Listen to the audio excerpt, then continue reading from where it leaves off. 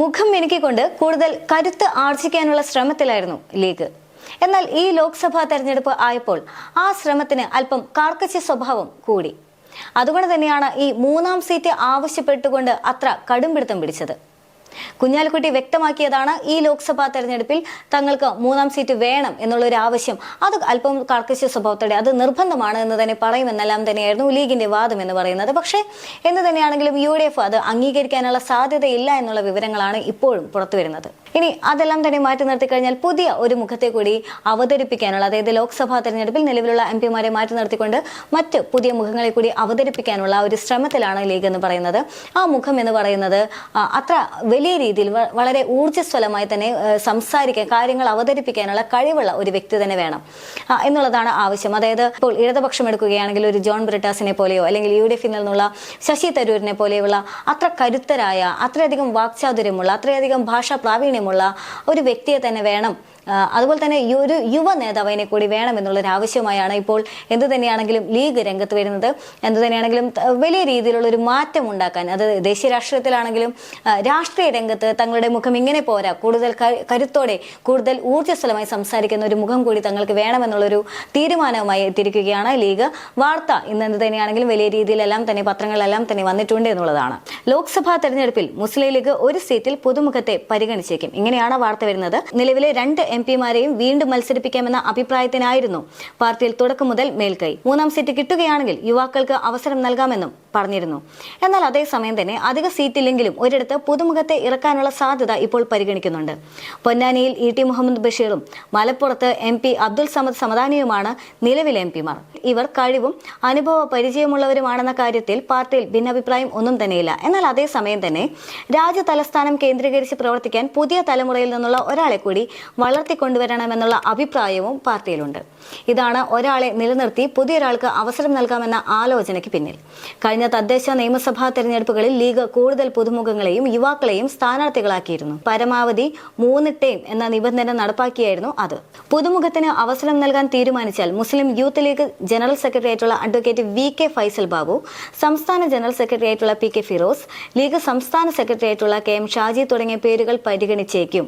അത്തരമൊരു അഭിപ്രായങ്ങൾ കൂടി നിലവിലുണ്ട് എന്നുള്ള വാർത്തകളും വരുന്നുണ്ട്. അതേസമയം തന്നെ KM ഷാജിക്കും PK ഫിറോസിനും ഡൽഹി സ്വപ്നം ഇല്ല എന്നാണ് ഇപ്പോൾ ലഭ്യമാകുന്ന വിവരം എന്നും കൂടി വാർത്തകൾ പറഞ്ഞു വെക്കുന്നുണ്ട്.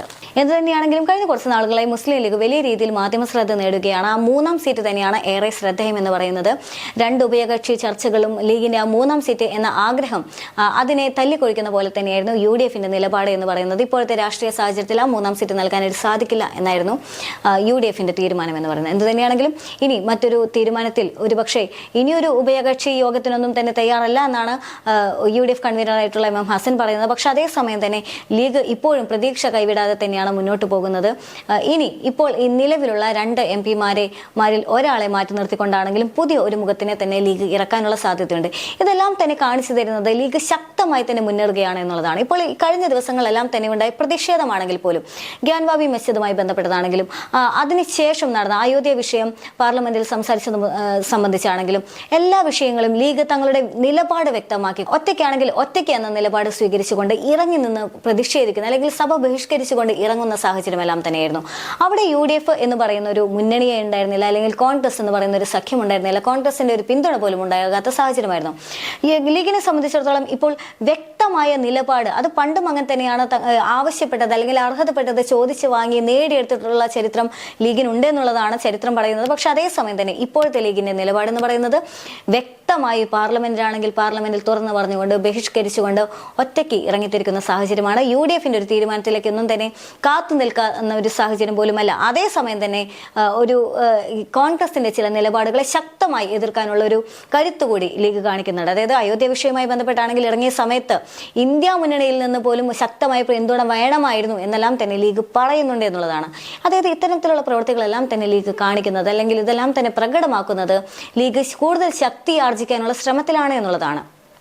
അതുകൊണ്ട് തന്നെ അവിടെ ഒരു കുറവായിട്ട് ലീഗിനെ സംബന്ധിച്ചിടത്തോളം ഒരു സീറ്റ് കൂടി കൂടുതൽ വേണമെന്നുള്ളൊരു ആവശ്യമുണ്ട്. അതിന് അപ്പുറത്തേക്ക് ലീഗിനെ സംബന്ധിച്ചിടത്തോളം അവിടെ ഒരു കുറവ് എന്ന് പറയുന്നത് അതൊരു പുതിയ ഒരു യുവതലമുറയുടെ ഒരു ചോരത്തിളപ്പിന്റെ ഒരു രാഷ്ട്രീയം കൂടി വേണമെന്ന് ലീഗിന് തോന്നുകയാണ്. അതേസമയം തന്നെ ഇപ്പോൾ ആദ്യം സൂചിപ്പിച്ച പോലെ തന്നെ ബ്രിട്ടാസ് എന്ന് പറയുന്ന വ്യക്തി യാതൊരു കാരണവശാലും സഭയിലൊന്നും തന്നെ അടങ്ങിയിരിക്കുന്ന ഒരു വ്യക്തിയല്ല. അദ്ദേഹം ചോദ്യങ്ങൾ ചോദിച്ചുകൊണ്ടേയിരിക്കും, എപ്പോഴും പ്രതിഷേധിച്ചുകൊണ്ടേയിരിക്കും, വാക്കുകൾ എപ്പോഴും ചോദ്യങ്ങളുണ്ടായിരിക്കും, അതുപോലെ തന്നെ എപ്പോഴും പ്രതിഷേധങ്ങളുണ്ടായിരിക്കും. അത്തരത്തിലൊരു വ്യക്തിയെ വേണം. അതല്ലെങ്കിൽ ശശി തരൂരിനെ പോലെ ആ ഒരു വ്യക്തിയെ വേണം. എപ്പോഴും പ്രതിഷേധിക്കുന്ന, എപ്പോഴും ശബ്ദമുയർത്തുന്ന, എപ്പോഴും വിരൽ ചൂണ്ടുന്ന ഒരു വ്യക്തിയെ അല്ലെങ്കിൽ ഒരു പ്രതിനിധിയെ തങ്ങൾക്കും വേണമെന്നുള്ളൊരു നിലപാടാണ് ലീഗിനെ സംബന്ധിച്ചിടത്തോളം ഉള്ളത്. അതൊരു പക്ഷേ ലീഗിന്റെ രാഷ്ട്രീയത്തിൽ അത് ലീഗിന്റെ കൂട്ടമായ ഒരു തീരുമാനം തന്നെയാണ്. ഇനി ഒരാൾ, ഇപ്പോൾ നിലവിലെ MP-മാരിൽ ഒരാൾ തന്നെ മാറിപ്പോകുന്ന സാഹചര്യം ഉണ്ടെങ്കിൽ പോലും, അല്ലെങ്കിൽ മാറി നിൽക്കേണ്ട സാഹചര്യം ഉണ്ടെങ്കിൽ പോലും അതിനും ലീഗ് തയ്യാറാണ് എന്നുള്ള തലത്തിലേക്കെല്ലാം തന്നെ ചർച്ചകൾ വരുന്നു. ഇനി ആരാണ് ആ യുവത്വം തുളുമ്പുന്ന, ആരാണ് ആ ചോരത്തിളപ്പുള്ള, ആരാണ് ആ ചോദ്യങ്ങൾ ചോദിക്കാൻ തയ്യാറുള്ള? ലീഗ് പറയുന്ന അത്ര വലിയ രീതിയിൽ ചോദ്യങ്ങൾ ഉറക്കെ സംസാരിക്കാൻ സാധിക്കുന്ന, വലിയ രീതിയിൽ ചോദ്യങ്ങൾ ചോദിക്കാൻ സാധിക്കുന്ന, പാർലമെന്റിൽ എഴുന്നേറ്റ് നിന്നുകൊണ്ട് ലീഗിന്റെ ഒരു കരുത്തുറ്റ നേതാവായി പ്രതികരിക്കാൻ പറ്റുന്ന ആ ഒരു വ്യക്തി എന്നുള്ള ചോദ്യം ഇപ്പോഴും ആ ഒരു ചോദ്യം മാത്രമാണ് അവിടെ ഉള്ളത് എന്നുള്ളതാണ്. എന്തുതന്നെയാണെങ്കിലും ആ ഒരു നേതാവ് ആരാണെന്നുള്ള കാര്യം എന്ത് തന്നെയാണെങ്കിലും ലോക്സഭാ തെരഞ്ഞെടുപ്പിന് മുന്നേ തന്നെ ലീഗിന്റെ ഭാഗത്തു നിന്നും വരാനുള്ള സാധ്യതയുണ്ട്. ആ സാധ്യത പട്ടികയിൽ നിന്ന് ഇപ്പോൾ നിലവിൽ രണ്ടുപേർ മാറി നിൽക്കുന്ന സാഹചര്യത്തിൽ ഒരേ ഒരാൾക്ക് മാത്രമാണ് അവിടെ പ്രസക്തി എന്നും തെളിയുന്നുണ്ട്. എന്ത് തന്നെയാണെങ്കിലും ലീഗ് വളരെ ഔദ്യോഗികമായി തന്നെ, അതായത് വളരെ പെട്ടെന്ന് തന്നെ ഔദ്യോഗികമായിട്ട് ആ വ്യക്തിയുടെ പേര് കൂടി നിശ്ചയിക്കാനുള്ള സാധ്യതയുണ്ട്.